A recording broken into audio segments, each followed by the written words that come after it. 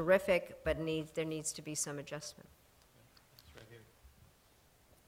Right here, and the third row. Third row.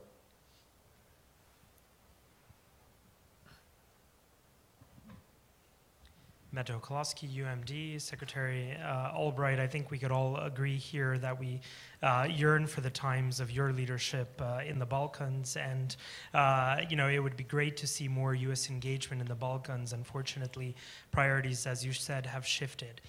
Going back to the UN and Macedonia, if you can tell us a little bit more about how confident you are in the name negotiations coming to fruition as a result of, 20 years of efforts by Matthew Nimitz to resolve the issue.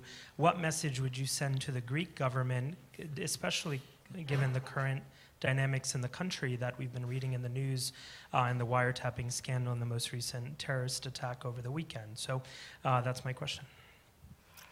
So I often recount the craziness of the name thing. And the only good thing that ever came out of the war in Kosovo is that we stopped calling it the former Yugoslav Republic of Macedonia every time that we testified. But just to describe for you what was going on at the UN when I was there, Gligorov was coming, and the Greeks didn't like the flag of Macedonia with the son of Virgilia in the middle. So we sat in a Security Council and had the following discussion, which was, let's bring FYROM into the UN at night when nobody's flag is up.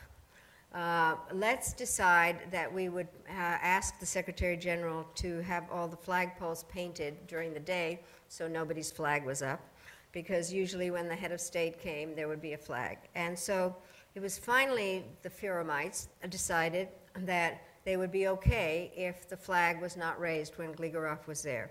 However, when he came, everybody was in the audience with the flags, so that was the issue. And then the question was, alphabetically, where would FYROM be on the alphabet? Would it be under le FYROM, which meant that it was closer to M for Macedonia, or F? I mean, seriously, this went on and on and on. So this has been one of the crazier international discussions of all time. The answer is I have no idea, but everybody is now calling it Macedonia.